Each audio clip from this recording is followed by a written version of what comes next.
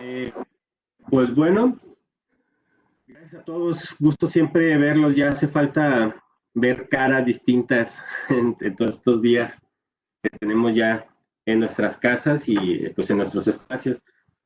Hoy tenemos la tercera sesión del seminario. En esta ocasión pues con alguien de casa, Nacho, que todos conocemos bien y que bueno, él es alguien que siempre ha reconocido por estos temas en la universidad y fuera de ITESO también. El tema que va a trabajar Nacho hoy es sobre economía social de mercado. El material que nos envió, pues bueno, ya todo lo tuvimos ahí, está disponible para su consulta todo el tiempo. Al final, los materiales que Nacho utilice para la presentación los amablemente nos los ofreció también disponibles, entonces van a agregarse a esa carpeta, además de que, bueno, seguramente nos los enviará también él. Y nada más recordar pues un poco las reglas que todos las conocemos bien. Cuando no estemos hablando, procurar tener los micrófonos apagados para no interferencia. ¿Alguna duda? Pues vamos a estar pendientes en el chat. Va a haber una intervención de Nacho. Estamos 2 horas. Yo creo que puede ser una intervención de 1 hora y media, quizás pensando que la media hora al final pues la dejemos para las respuestas. Pues si no hay más, Goyo nos va a presentar brevemente algo sobre Nacho. Hola, sí, gracias. Bueno, buenos días a todos. Bienvenidos como decía Rodrigo, a la tercera sesión de este seminario permanente en Economía Social y Solidaria. Y presentar al ponente de hoy, que es de casa, pero darle su lugar, ¿no? Entonces, Nacho Román es doctor en estructuras productivas por la Universidad de París y maestro en política social, en economía del trabajo y política social por la misma universidad. Licenciado en economía por la UNAM, es profesor titular en el ITESO, en el DEAM y profesor de asignatura en el Departamento de Filosofía y Humanidades, miembro del Sistema Nacional de Investigadores desde el 99, ahorita es SNI nivel 1, y tiene investigación sobre empleo, política económica y coyuntura socioeconómica.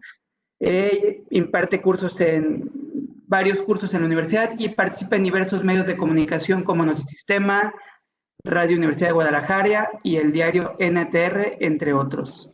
Así que bienvenido, Nacho, y pues te escuchamos. Gregorio, pues muchas gracias, saludos a todos. Es un gusto reencontrarnos, aunque sea por esta vía remota. Y bueno, pues la petición es trabajar justamente sobre esto de economía social de mercado. A ver, lo primero que yo quisiera es trabajar una anécdota. Hace un montón de años, allá a inicios de los 2000, me buscó la jefa del departamento del entonces de AF, Economía, Administración y Finanzas, para decirme que había un grupo de alemanes que estaban proponiendo armar una cátedra en el ITESO sobre economía social de mercado, que si yo sabía que era eso. Bueno, yo decía, pues me suena mucho a la lógica de la socialdemocracia alemana, de lo que fue en los años 70 la Comisión Willy Brandt, el diálogo norte-sur, etcétera. Y dije, pues sí, está bien, o sea, puede haber recursos, hay posibilidades, con gusto. Cuando se firmó el acuerdo y fue la primera reunión como para presentarnos, me di cuenta que yo no tenía, pero ni la más remota idea de lo que estaba hablando. Es decir, no tenía nada que ver con la socialdemocracia alemana, al contrario, era más bien de los demócratas cristianos, digamos el PAN alemán, y pues finalmente era la base de la política económica o de la estrategia de desarrollo alemana de la posguerra. Bueno, cuando me enteré de qué se trataba, dije, híjole, pues ya la regué, pero pues vamos a ver qué onda, de qué se trata todo esto. Y en realidad me pareció algo al final muy, muy interesante, porque si bien es una lógica, digamos, de economía de mercado plenamente, no es, digamos, la lógica típica de Adam Smith, Ricardo, consenso de Washington, lo que normalmente entendemos como neoliberalismo, aunque curiosamente sí sea la economía social de mercado una de las bases de generación de ese concepto, como lo vamos a ver ahorita. Hay otro punto que creo que es importante aclarar aquí de entrada. Eh, Cuando se habla de economía social y solidaria, cuando se habla de economía solidaria, cuando se habla de responsabilidad social, empresarial, corporativa o universitaria, no tiene nada que ver con esto. A ver, puede ser complementario, no necesariamente estamos hablando de conceptos contradictorios, pero estamos hablando de dos orígenes completamente distintos que pueden ser o no compatibles según la manera de interpretarlos. Cuando estamos hablando de economía social de mercado, básicamente estamos hablando de todo un esquema, de todo un planteamiento metodológico, estratégico, que se impone, digamos, en Alemania, que toma predominancia en Alemania a partir de 1948. Entonces, no es cómo organizar una comunidad, no es un trabajo de carácter cooperativo, no es una lógica de cómo debe de ser el empresario con respecto a sus trabajadores o al medio ambiente o a los clientes o a los proveedores, no, es cómo se organiza macroeconómicamente un país. Eso es lo que está detrás de la lógica de economía social de mercado. Bueno, a ver, quisiera ir ubicando en esta lógica de inicio el concepto. Hay un teórico alemán allá en los años 40, Alfred Müller-Armack, y que plantea el esquema del ordoliberalismo. A ver, ¿qué significa esto? Cuando nosotros estamos hablando de la economía de mercado y de las leyes del mercado en economía tradicional, lo que estamos diciendo es que el mercado tiende al equilibrio. Lo que dicen estos alemanes es no, no hay nada que asegure que tienda al equilibrio. Eso no quiere decir que el mercado sea malo, pero sí quiere decir que el mercado requiere ordenarse, por eso lo de orden. Entonces se necesita un mercado que funcione de manera libre, liberal, pero al mismo tiempo que esté organizado. Es decir, debe de haber un principio coordinador, que eso tiene también una base, digamos, de Keynes, una base de fuerte participación del Estado en la economía, o sea, de elementos externos que puedan incidir, corregir los desequilibrios innatos del mercado. Entonces se dice, bueno, sí, tiene que haber una lógica de mercado, pero al mismo tiempo debe de haber una atención a los problemas sociales y sociológicos.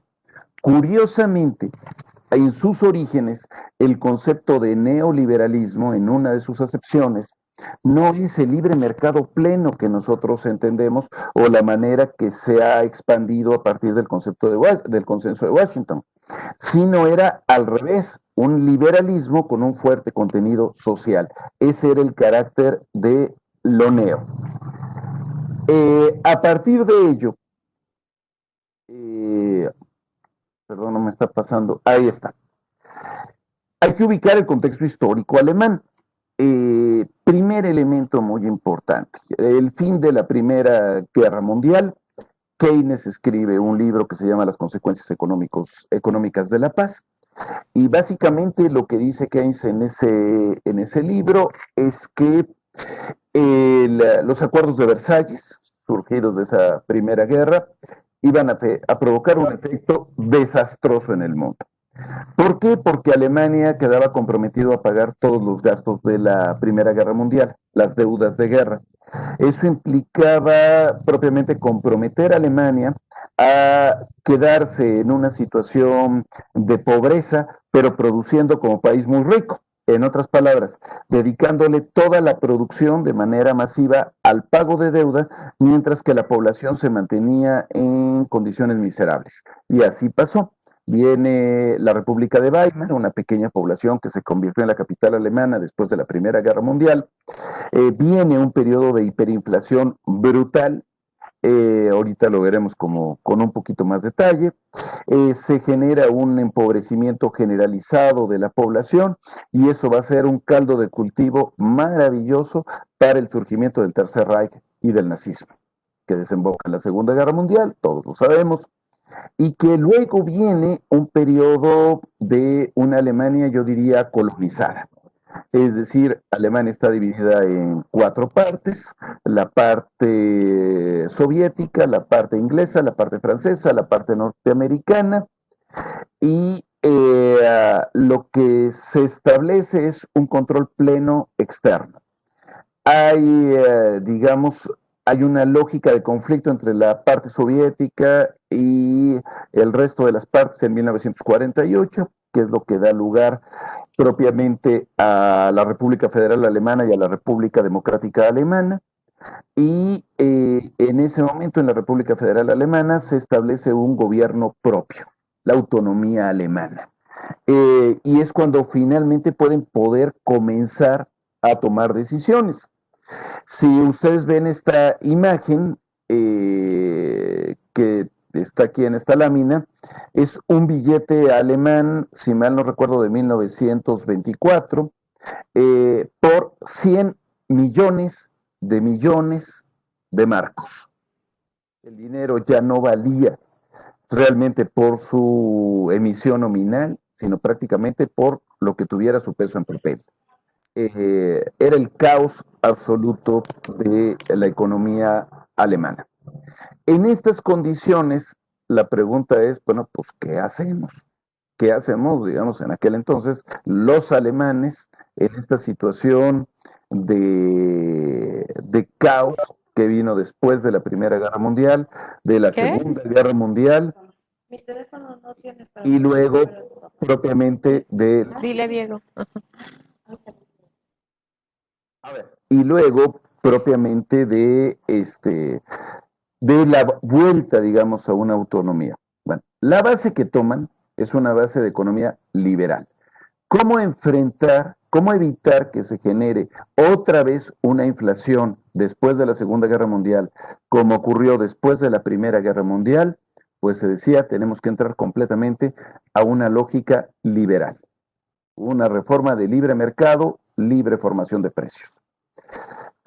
Esto se desarrolló en Alemania, esta teoría liberal, desde inicios de los años 30, con estas escuelas, estos autores, Eugen Müller-Armack en Friburgo, Erhard y Cruz en Múnich, Röpke y Rostow, Hayek, que es tal vez el más famoso porque es una base del monetarismo contemporáneo, una revista sobre ordoliberalismo, un coloquio de expertos que se hizo en 1938. Todo eso es la base de lo que se va a retomar 10 años después, en 1948.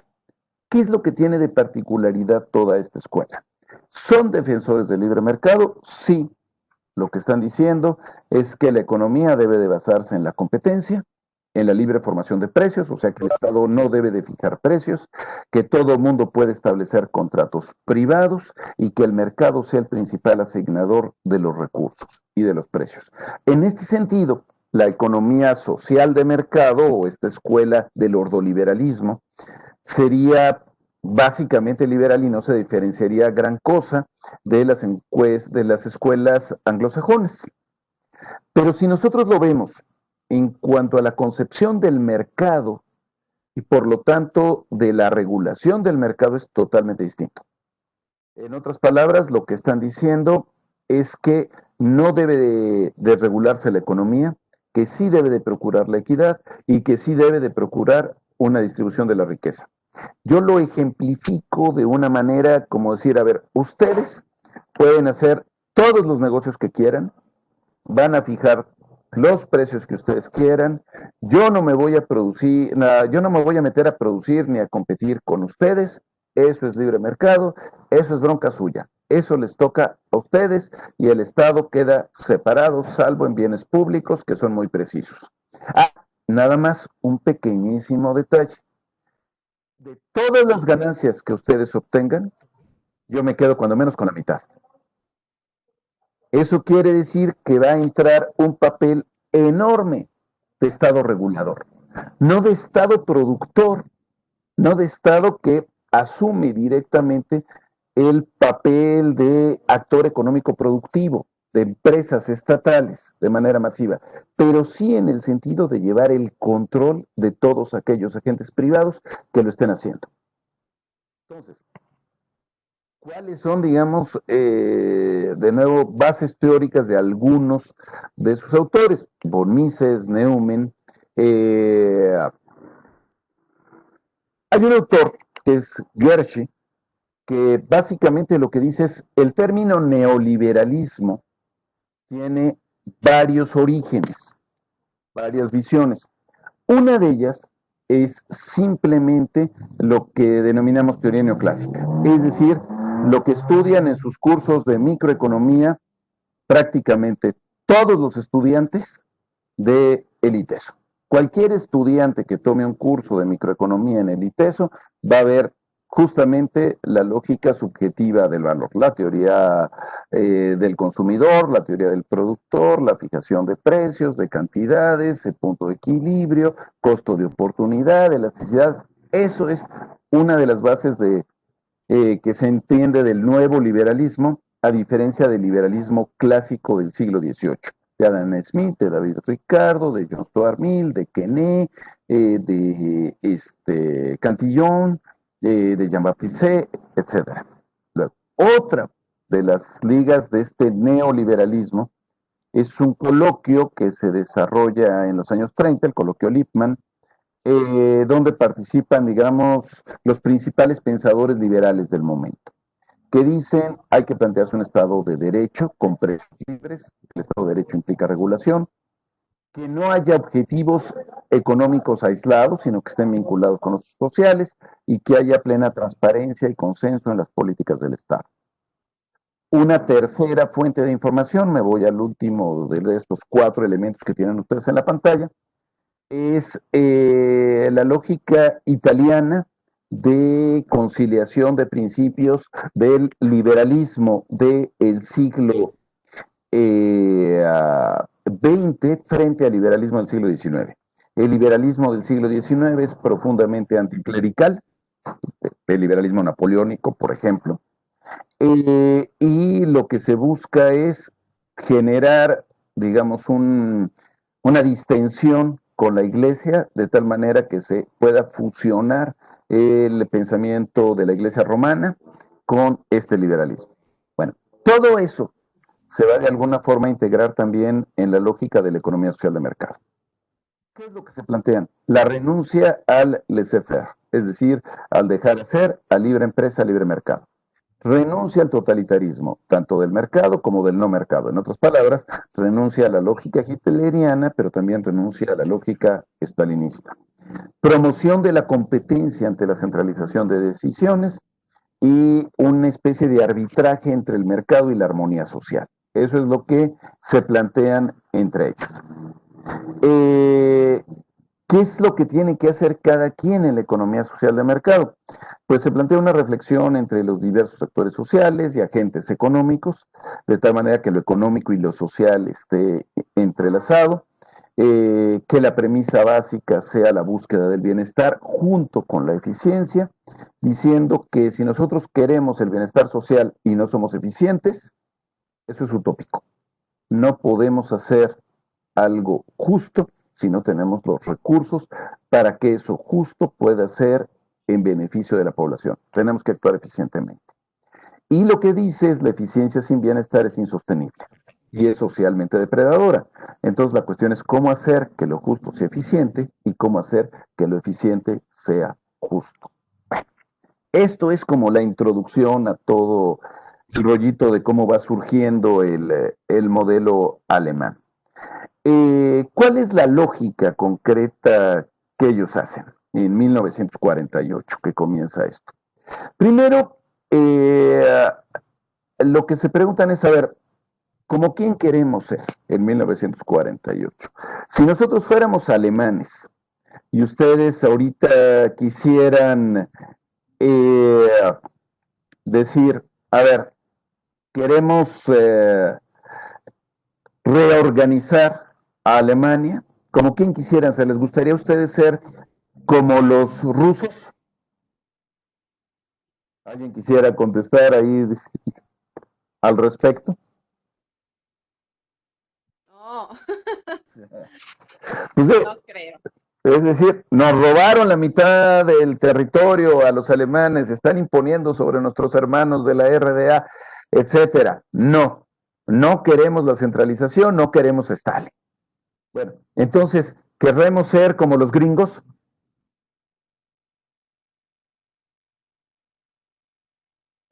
No, no, tampoco. ¿Por qué?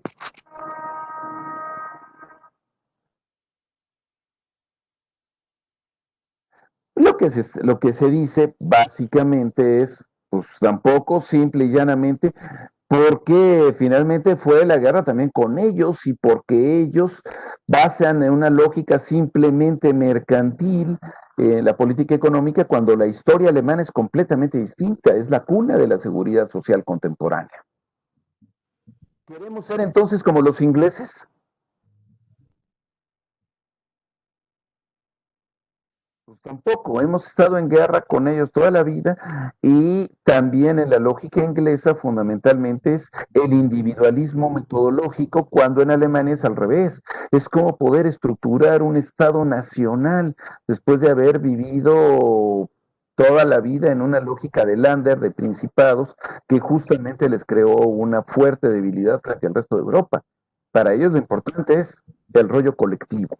Parte del discurso nazi también se apoyó en esta lógica de raza y justamente de esta colectividad por nuestra unidad como alemanes. Entonces, como los ingleses tampoco. Bueno, entonces, como los franceses, pues tampoco. Porque decir como los franceses es también un esquema en la vista de los alemanes fuertemente burocratizado, napoleónico, invasor también, y porque han estado en conflictos con ellos de tal manera que algunos de sus territorios, Alsacia, Lorena, han estado cambiando de manos durante toda la vida entre Alemania y Francia. Entonces, no querían ser como ninguno, pero sobre todo, no querían que pudiera volver a renacer el nazismo. Entonces, se necesitaba, por un lado, que hubiese un consenso mínimo, y por otro lado, parte del consenso es que no querían ser como ningún modelo de los países que estaban dominando a Alemania en ese momento. Entonces, ¿qué hacer? Pues la lógica es retomar nuestra propia historia. Entonces, curiosamente, el modelo económico alemán surge de una base también en muchos casos cultural. Tratar de evitar a Weimar, la lógica después de la Primera Guerra Mundial, tratar de evitar la generación de condiciones que den lugar a una nueva polarización social y al surgimiento del nazismo, y por lo tanto enfrentarse a extremismos. Es decir, se necesitaba reconstruir al país después de la Segunda Guerra Mundial. A nivel internacional, lo que estaba en auge era el keynesianismo, la fuerte participación del Estado, una enorme expansión tanto norteamericana como soviética, pero al mismo tiempo Alemania tiene dos puntos muy buenos a favor que no tuvo después de la Primera Guerra Mundial. Y eso fue en gran parte gracias a la lógica keynesiana del momento. Primero, la condonación de las deudas de guerra, la cláusula Vichy. Con excepción de los pagos a judíos, Alemania no tuvo que pagar la deuda de guerra de la Segunda Guerra Mundial. Eso liberó una cantidad gigantesca de recursos. Y por el otro lado, los Estados Unidos, con el Plan Marshall, se convierten en los grandes inyectores de capitales para la reconstrucción, no solamente de Francia, no solamente de Alemania, sino de Europa en general e inclusive de Asia, particularmente de Japón. Entonces, en esas condiciones sí hay una imposición norteamericana, pero también es un consenso negociado con los liberales alemanes para establecer una nueva política de precios. La plena liberalización de precios que genera una fuerte inflación en 1948, pero es una sola vez, y una vez por todas. Es una política de choque similar a las políticas de ajuste estructural que hemos vivido en América Latina desde los años 80. ¿Cuáles eran los objetivos? Primero, buscar esto de la eficacia económica y, curiosamente, también la justicia social. Evitar la ultraderecha, es decir, los resabios del nazismo. Evitar el estatismo estalinista. Evitar el individualismo centrado en el mercado. Dicho en otras palabras, era, por un lado, retomar elementos de todos, pero al mismo tiempo negar la visión total de cada uno de esos elementos. Una combinación, pues, complicada, que es lo que se plantea. Esto llevado a América Latina, yo diría, nos plantea una serie de dilemas.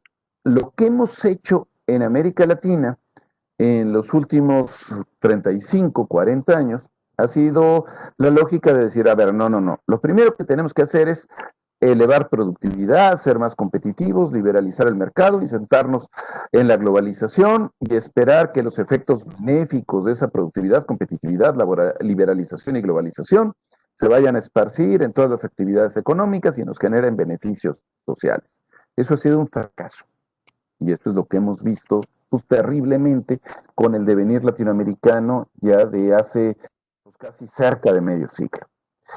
La otra posibilidad sería, en la lógica tradicional, opositora, digamos, alternativa en América Latina, es actuar directamente sobre nuestras desigualdades históricas. ¿Para qué? Para lograr cohesión social, condiciones para obtener un desarrollo equilibrado, que tenga efectos benéficos sobre la demanda, el crecimiento y la competitividad. O sea, la relación es al revés. No es la competitividad para generar desarrollo social, sino al revés. Actuar primero sobre el desarrollo social y es eso lo que nos permitirá ser más productivos, competitivos, etcétera.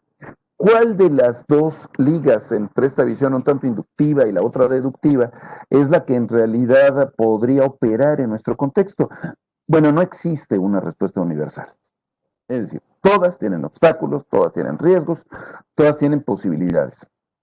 ¿Cómo elegir democráticamente? Bueno, eso es parte de lo que se ha planteado la lógica de la economía social de mercado.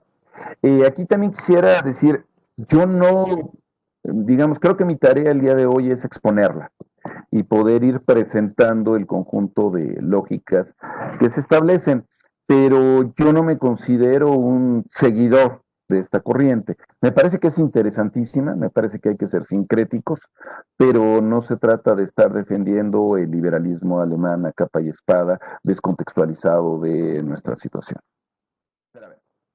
Volviendo a la lógica de los alemanes, ¿cómo organizan ellos su propio modelo? Decíamos que parten de bases culturales. ¿Qué significa eso? Dicen, bueno, parte de nuestros elementos fundamentales de la formación de Alemania es Lutero, es el protestantismo, es la doctrina social de la iglesia. Manuel, ¿tú querías decir algo? No. Entonces, ¿qué significa esto? Sí se parte de una lógica del principio de la dignidad individual de la persona humana como centro de procesos sociales y de actividad económica. Esto es totalmente distinto a lo que es la izquierda, que generalmente parte de clases sociales o parte de la sociedad o de la comunidad. No, aquí se va a partir del individuo. Pero este individuo debe de luchar frente a la polarización social y del ingreso, frente a la pobreza, la exclusión, la discriminación, la falta de cumplimiento de derechos, etcétera. Entonces, debemos de impactar sobre la sociedad humana a partir del individuo. Sí implica, insisto, un acto voluntarista, pero coordinado por el Estado. Concretamente, el principal teórico de economía social de mercado, Ludwig Erhard, lo plantea en esta cita de una manera que me parece muy, muy clara. Dice Erhard, quiero probar mis propias fuerzas, quiero hacerme cargo de yo mismo, quiero hacerme cargo yo mismo de los riesgos que enfrento en mi vida, quiero ser responsable de mi destino y yo te encargo a ti, Estado, crear las condiciones para que pueda hacerlo. O sea, no es el mercado el que crea las condiciones, es el Estado el que debe de crear las condiciones de la competencia. Entonces, se dice, a ver, este liberalismo va a partir de Adam Smith, del egoísmo metodológico. Para ser eficientes necesitamos buscar nuestro máximo provecho. no estamos buscando el bienestar de los demás. Decía Adam Smith, siglo XVIII, esta es una de las citas más famosas de toda la historia de la economía, del propio Adam Smith en 1776. Dice, dame lo que necesito y tendrás lo que deseas. Es el sentido de cualquier clase de oferta y así obtenemos de los demás la mayor parte de los servicios que necesitamos. No es la benevolencia del carnicero, del cervecero o del panadero la que nos procura el alimento.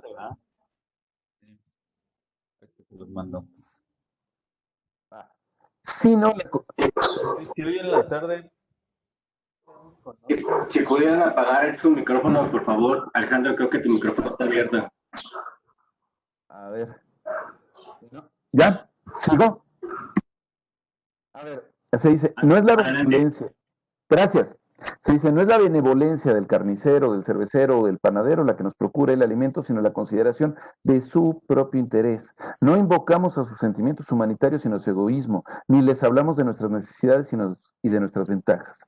En otras palabras, si queremos tener buena carne, buena cerveza y buen pan, necesitamos de un buen carnicero, cervecero y panadero. Por lo tanto, ese carnicero, cervecero y panadero debe de poder procurar sus propios intereses. Al carnicero, al panadero y al cervecero no le interesa que nosotros tengamos una buena carne, cerveza o pan. Lo que le interesa es tener ganancia vendiéndonos a nosotros. Esa carne, ese pan o esa cerveza. Entonces, eso genera la competencia, eso genera la eficiencia con base en el individualismo.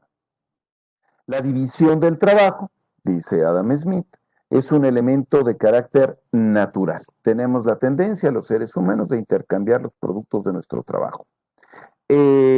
No es resultado propiamente de algo organizado. Esa propensión natural a cambiar las cosas son las leyes de la oferta y de la demanda, las leyes del mercado. Eso es lo que sí refuta la economía social de mercado. Dice, no existe tal naturaleza. Se debe de construir el liberalismo a partir de la acción del Estado. Entonces, ¿qué es lo que dice esta escuela de Friburgo de los años 30? Tienen ahí a ustedes los autores en la lámina: Eucken, Müller-Arndt, Gerhard, Mies, Bohm, Röpke, Rostow. Dice, hay que combinar el principio de libertad en el mercado con el de compensación social. Libertad de mercado y al mismo tiempo beneficio a los demás. En otras palabras, requerimos prevenir la acumulación unilateral de fortunas provenientes de privilegios económicos, por ejemplo, las herencias. Corregir y transferir ingresos del Estado a los sectores más alicaídos de la población. Es decir, el Estado debe de tener una acción compensadora sobre la distribución del ingreso y eso es una de sus funciones esenciales. En otras palabras, no se trata simplemente, como señalaba Smith, de habilitar a los individuos para que compitan. No se trata de decir, te doy capacitación y con eso ya puedes competir. No, hay que actuar sobre equidad en resultados, no solamente sobre equidad en oportunidades. Entonces, eso es base. El ordoliberalismo, el liberalismo ordenado, dice, requerimos ciudadanos independientes y responsables, pero regulados por el Estado. El Estado es el que tiene que poner las reglas del juego frente a la desinformación, frente a los monopolios, frente al uso privilegiado justamente de la información pública. Hay que dar un marco institucional para las decisiones individuales. El mercado se construye y se regula socialmente. No podemos tener un mercado libre si el Estado no garantiza condiciones de libertad. Por eso el Estado debe de actuar y no orientarse hacia rescates financieros. Aquel que truene, que truene. Esa es parte de la idea que se maneja. Y entonces hay una serie de reglas. Lo que plantea como reglas la economía social de mercado no es solamente las reglas de carácter jurídico, las reglas escritas, sino las reglas de la forma en la que opera auténticamente una sociedad. Entonces dice, hay reglas formales, como por ejemplo, cómo se establece la Constitución o una ley de impuesto sobre la renta o un paquete económico, pero también tenemos reglas que no son escritas ni son formales, por ejemplo en economías mafiosas. Si me denuncias, te mato. Eso es una regla. En las reglas informales hay un asunto que es fundamental en la cultura alemana y que es la lógica de la disciplina.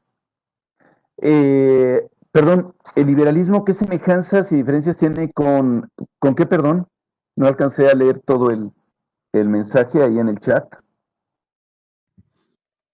Adriana, no sé si tienes micrófono o igual lo digo. La autocracia, la palabra es autocracia. No, al contrario, autocracia sería decir yo soy el que mando. Aquí lo que se dice es no, manda el mercado en la parte productiva, pero está regulado por el Estado y el Estado tiene que ser democrático. Justamente lo que se trata es de evitar que se puedan generar elementos como los derivados del nazismo, que eso sí era un sistema esencialmente autocrático por Hitler. Entonces, es exactamente al revés. Pero eso sí, las reglas que se establezcan hay que seguirlas de manera disciplinada. Eso sí, es la lógica sumamente estricta alemana, histórica, muy ligada también a la formación militar del Estado, a Otto Bismarck.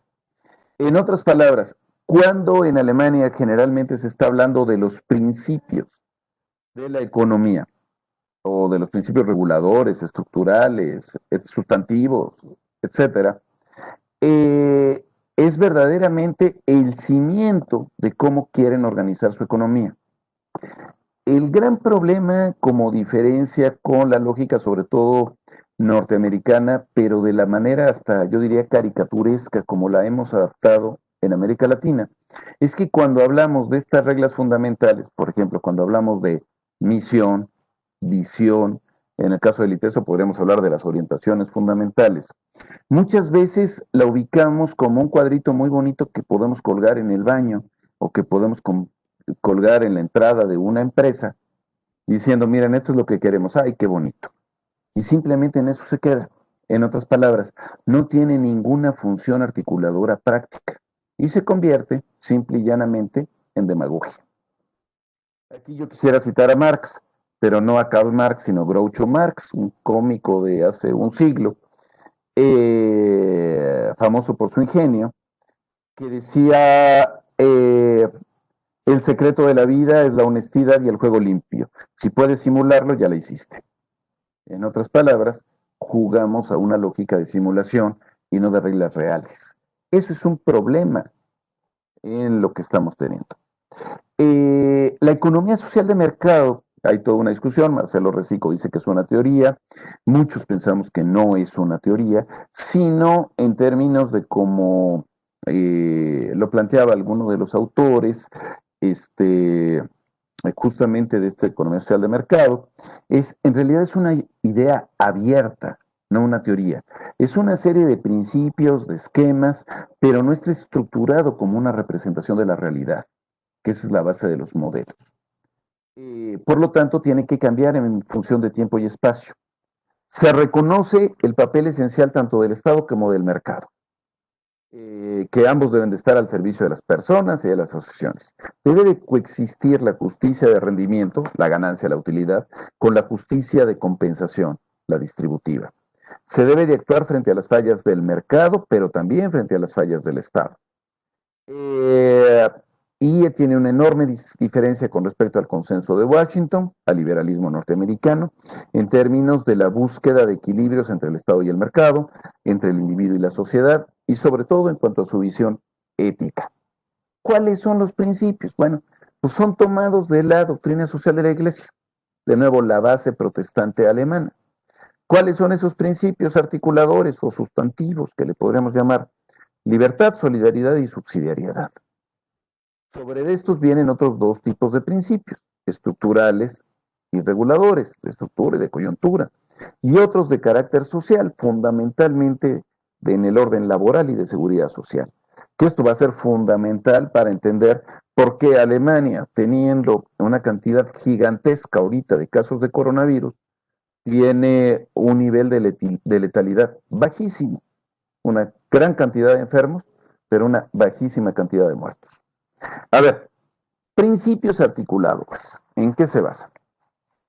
En primer lugar, se plantea la lógica de derechos individuales, libre mercado, dignidad, justicia y libertad económica, entendiendo por libertad económica justamente la libre formación de contratos de todo tipo, de fijación de salarios, de precios, de todo.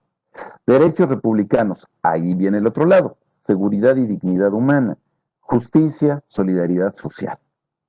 Y tercero es el principio de solidaridad. Todos vamos en el mismo barco. Entonces, primero libertad, luego solidaridad y luego subsidiariedad, o sea, compensación social.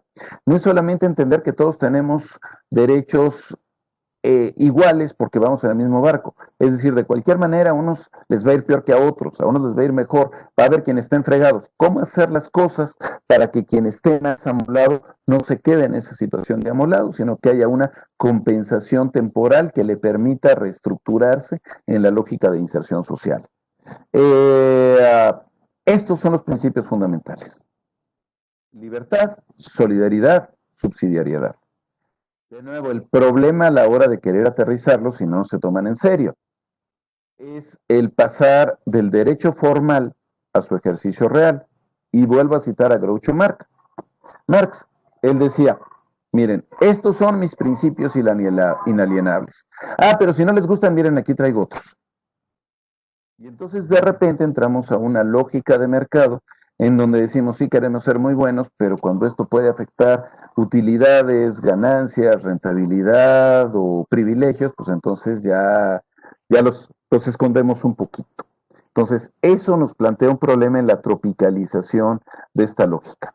A ver, ¿a qué se refieren con libertad individual? Es el libre desenvolvimiento de la personalidad y la autodeterminación. Es individualismo metodológico. Y a partir de ahí, entonces entra la libertad de acción y decisión. ¿Cuáles son las libertades económicas? El actuar del individuo. Tengo libertad para invertir en lo que yo quiera, en consumir lo que yo quiera, en trabajar en el trabajo que a mí me convenga, en elegir la profesión y en establecer contratos con mis clientes o con mis socios o con quien yo quiera. Segundo principio, el de solidaridad. Lo que refiere el CDSI es Doctrina Social de la Iglesia, es sacado del compendio de la Doctrina Social de la Iglesia, que dice la solidaridad es la igualdad de todos en dignidad y derechos. Es básicamente la lógica de la unidad a partir de la colectividad. Plantea una lógica de interdependencia humana y lo que dice es el Estado debe estar guiado justamente por esos principios de primero solidaridad, luego subsidiariedad. Luego, en términos de subsidiariedad, es el sentimiento de pertenencia a una ayuda mutua, de apoyo de los más privilegiados a quienes estén más amolados, todos tienen responsabilidad. Perdón, esto era parte de la solidaridad todavía, ahí me adelanté. Como parte de la solidaridad debe de haber una interrelación entre cooperación y competitividad. No todo puede ser cooperativo, hay que competir, pero no todo puede ser competitivo, hay que cooperar. Cooperar y competir entre quienes, entre territorios, a nivel mundial, a nivel local. Necesitamos una solidaridad intergeneracional, es decir, necesitamos entender que también son parte de este barco los que no han nacido, por lo tanto la sustentabilidad se vuelve fundamental. Debe ser también intrageneracional en términos de distribución del ingreso y libertad individual. Y viene la gran pregunta entre individuo y sociedad. Trabajar menos para trabajar más, es decir, menos horas, por ejemplo, la jornada de 34 horas alemana, para que haya menos desempleo, o trabajar más a nivel individual para poder ganar más dinero. Es parte de, digamos, las disputas que se presentan. El tercer principio, el de subsidiariedad, es el de la tendencia favorable que pueda tener el Estado en favor de las actividades privadas o comunitarias, los que estén en una situación más difícil. El término del subsidio, ayuda o auxilio extraordinario de carácter económico. Eso es un subsidio. Debe de empujar la propia responsabilidad individual, por lo tanto debe ser temporal. Y literalmente como lo define el compendio de la doctrina social de la Iglesia, es de la siguiente manera. Todas las sociedades de orden superior, dicen, es el término de superior e inferior, en fin, deben ponerse en actitud de ayuda, de subsidio, al apoyo, promoción, desarrollo respecto a las entidades menores. Quien pueda ayudarse a sí mismo también debe hacerlo. Entonces, bueno, esa es la lógica de la subsidiariedad. ¿Cuáles son los problemas que se quieren plantear en términos de esta subsidiariedad? Para que alguien viva dignamente en su entorno, debe de centrarse en el bien común. O sea, libertad, solidaridad y subsidiariedad deben de confluir en ese bien común. Y eso solamente se puede dar en una sociedad y en una humanidad cohesionadas. Entonces, no podemos generar una economía que solamente le apuesta a la eficiencia, porque entonces se concentran los beneficios en grupos de población más reducidos y entonces generamos una serie de problemas de orden socioeconómico. Concentración del ingreso, del patrimonio, competitividad de corto plazo, concentración del poder, inequidad, desigualdad, injusticia, insustentabilidad. Entonces, bueno, hay esta jerarquización entre orden superior e inferior, que en búsqueda de contrapesos de poder, y es darle más fuerza también a quien esté en una situación más difícil y también ayudarle a tomar decisiones. O sea, que prime la decisión local sobre la regional sobre la nacional y la nacional sobre la global. Es decir, es poder ir apoyando la lógica de los entes de actividad más pequeños, digamos. Bueno, a ver, creo que he estado hablando demasiado tiempo, estoy en poco más de la mitad de la presentación, pero yo aquí con la pantalla, como no estoy viendo las caras, sino la presentación, yo no sé qué tan aburrido estoy para ustedes, qué tanto efectivamente estemos aquí en la lógica de conjunto. ¿Alguien quisiera intervenir? ¿Hay dudas? ¿Hay cuestiones que ustedes quieran plantear ahorita? Mira, Nacho, pregunta Adriana.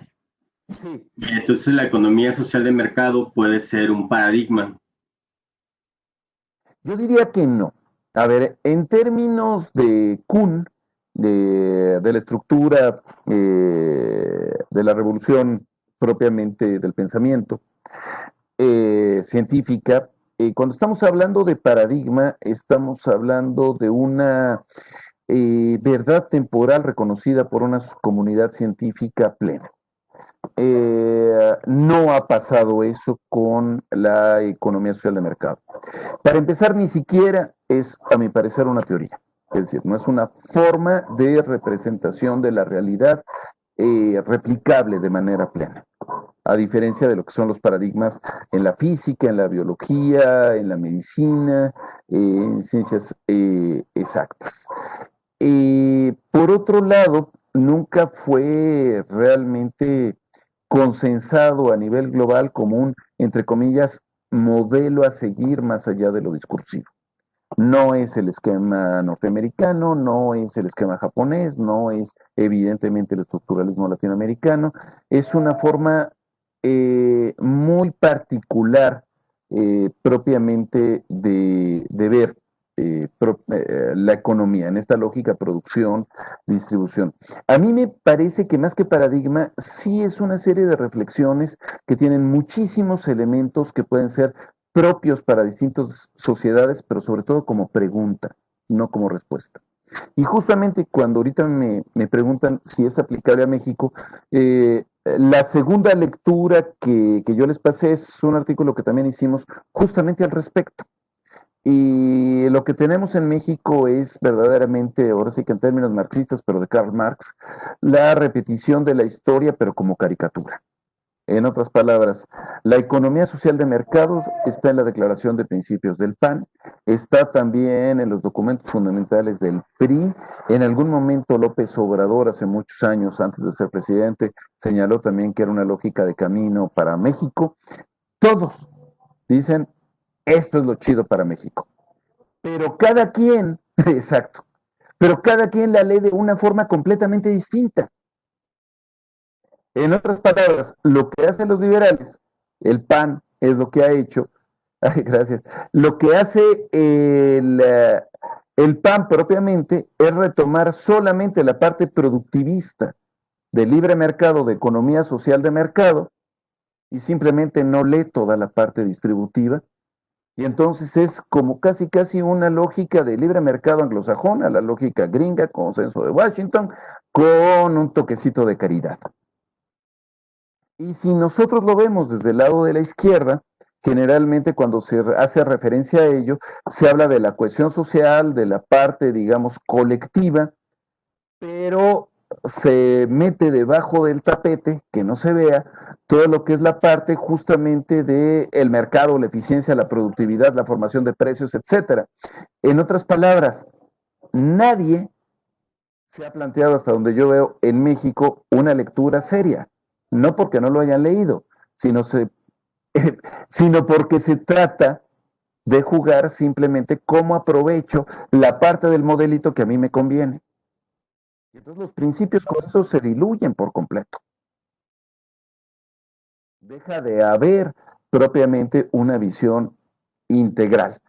Una visión integral implicaría reconocer los intereses del otro, y en términos efectivos no se ha dado en el caso mexicano. Por eso es lo de la segunda parte, o la segunda lectura que yo les planteé. A ver, es que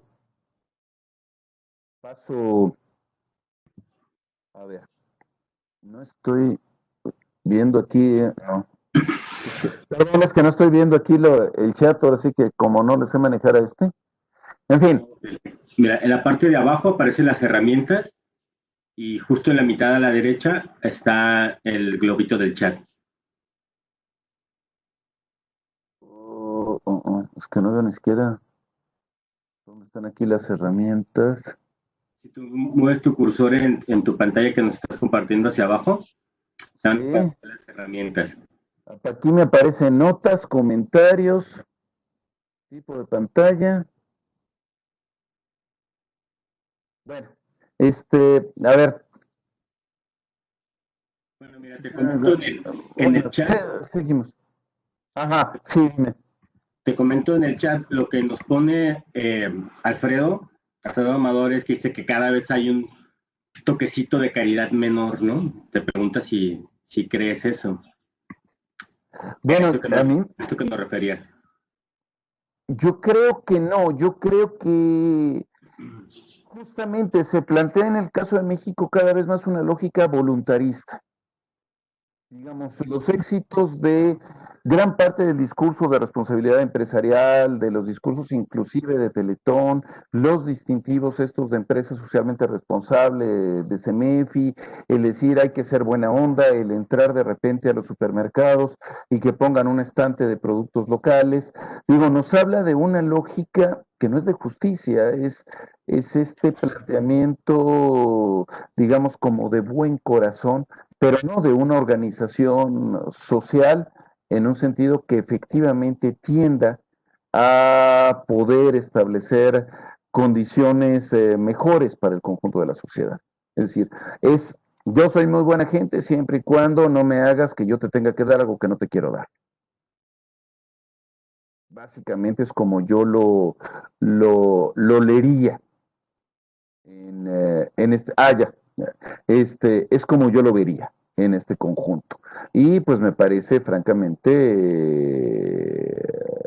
delicado planteado en esa manera.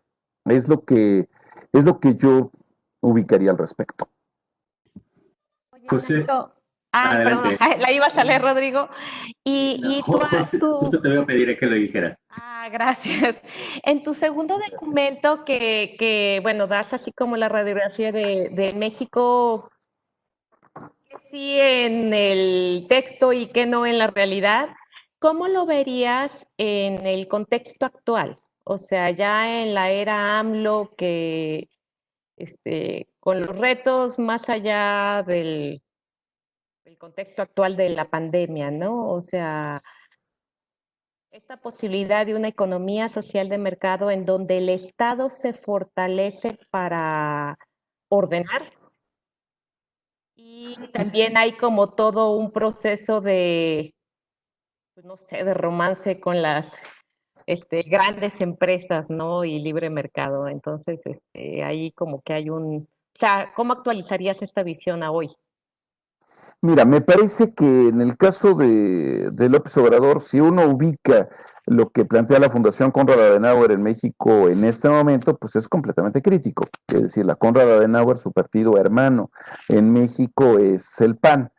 Entonces aquí justamente se estaría recuperando toda esta visión productivista sobre la visión de cohesión social. En el caso del gobierno, lo que a mí me parece es que estaría buscando una cierta coincidencia con la lógica de economía social de mercado, no sé si lo estoy buscando, que sería coincidente en alguna medida con la lógica de economía social de mercado, pero con muchísimos riesgos y límites. A ver, finalmente la lógica gubernamental sí tiene también una base corporativa actualmente, es decir, de un poder muy centralizado en López Obrador. Sí es una lógica que a mi parecer busca, creo yo, correctamente una mejor distribución del ingreso y de la riqueza, pero que no por convencimiento propio, sino fundamentalmente porque si no tendríamos una corrida financiera y un desastre económico peor que el que ahorita estamos viendo con la lógica de la crisis del coronavirus, pero evidentemente en México se tiene un Estado extraordinariamente débil a nivel financiero. Es decir, no puede plantearse el gobierno este papel pleno regulador en un país en donde es mucho más plutocrático que democrático. Es decir, el poder del dinero es mucho mayor que el poder propiamente político. Y en este enorme poder económico no le queda a López Obrador, creo yo, y a cualquiera le quedaría, más que estar como equilibrista en la cuerda floja. Es decir, por un lado le echa bronca, por otro lado se junta con algunos de ellos, le echa bronca a alguna parte de las fracciones empresariales más poderosas, por otro lado trata de negociar con las otras. Eso no es economía social de mercado. ¿Cómo inhibir el comportamiento? A ver, creo que estamos entrando a varias cosas más. A ver, ¿les parece si acaba un poquito esta presentación de conceptos y nos vamos a México? De acuerdo, Nacho, siguiendo el orden que Sí, tú nos has parece establecido bien. ahí. Sí, porque aquí hay un montón de cosas ya sobre México que quisiera ir tocando hacia el final. A ver, ¿cuáles son los Sí. principios económico-estructurales de economía social de mercado? Primero, es una economía basada en la propiedad privada de los medios de producción. O sea, nada que ver con comunismo, ni socialismo, ni nada por el estilo. Hay que entrar en mercados abiertos y competitivos. Hay que establecer la famosa libertad de contratos. Tenemos que tener una política económica estable, predecible, transparente, lo que acá le llamaríamos la estabilidad macroeconómica, y debe de primar la política monetaria sobre todas para tener estabilidad de precios. A ver, eso, la gran pregunta sería, ¿se correspondería en México con los principios fundamentales de libertad, solidaridad y subsidiariedad? Yo dejaría la respuesta abierta. Lo entiendo para la Alemania de 1948. ¿Sería eso lo mismo que tendríamos que plantear en nuestras condiciones? Digo, esto es la lógica alemana. Quererlo copiar mecánicamente de aquí, pues sí, podrían decir en el PAN es que eso es economía social de mercado. Digo, yo diría, no podemos copiar aquí y ahora lo mismo que en Alemania en el 48. Los principios reguladores, por otro lado, ¿qué es lo que dicen? Intervención del Estado, reducción y control del poder monopólico, generar políticas anticíclicas, es decir, si hay crisis que se meta más el Estado, si hay auge que se meta menos, política social con seguros previsionales, seguro social pues contra enfermedades, empleo, cuidados permanentes, accidentes. Esto ya no tiene nada que ver con la perspectiva neoclásica tradicional, es la otra parte, esta digamos de la regulación de política social. Y además principios sociales. El orden, este planteamiento ordoeconómico no es solo ordoeconómico, es ordo social. ¿Qué característica? ¿Qué es lo que lo caracteriza? Primero, una fuerte reglamentación del salario, del trabajo. Se establece, aunque eso ya es muy reciente, salarios mínimos. Un amplio sistema de seguridad social que implica justicia laboral, reconocimiento en rendimiento y productividad, compensación social como seguro de desempleo, atención en salud, vivienda. Y esto implica trabajar fuerte sobre política laboral y derechos de los trabajadores, que son muy fuertes en Alemania. ¿Qué papel deben de tener los distintos agentes, el Estado y el mercado? Primero, el Estado debe de tener una acción limitada sobre la producción. No debe de intervenir puntualmente ante quebrantos de actores económicos. Ahí López Obrador estaría totalmente con la economía social de mercado, no al FOBAPROA, no al rescate de empresas quebradas. El decir, ¿saben qué? No, le vamos a meter todo el dinero aquí a las grandes empresas en la crisis del coronavirus sería completamente coincidente. Las políticas tienen que orientarse en objetivos de largo plazo, no de sexenios. Tienen que actuar sobre la regulación y asegurar competencias. Por lo tanto, necesitamos impedir la formación de monopolios y oligopolios que limiten el beneficio al consumidor. En Alemania no hay Walmart, no hay Sams, no hay Costco, no hay 7-Eleven, no hay Oxxo. Es decir, hay algunos supermercados, sí, podrá haber algún Starbucks de repente, pero el papel que tienen es mínimo. Está terminantemente prohibida la formación de monopolios en sectores de generación de bajo valor agregado, incluyendo el comercio. Tercer elemento fundamental, primacía de política monetaria. Los precios deben estar dados por el mercado, libertad del consumidor y que haya competencia, productividad y eficiencia. Y en cambio, en la política social, sí a los recursos asistenciales, una fuerte política de jubilaciones y compensaciones. Recordemos que esto viene después de la Segunda Guerra Mundial y tenemos una enorme cantidad de personas afectadas física y mentalmente por la guerra. Subsidios para vivienda, subvenciones. Todo eso se dice sí.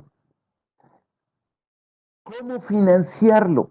Me gusta mucho este párrafo de de Armack, bueno, es de los dos, Erhard y Müller-Armack, sobre el papel de los impuestos.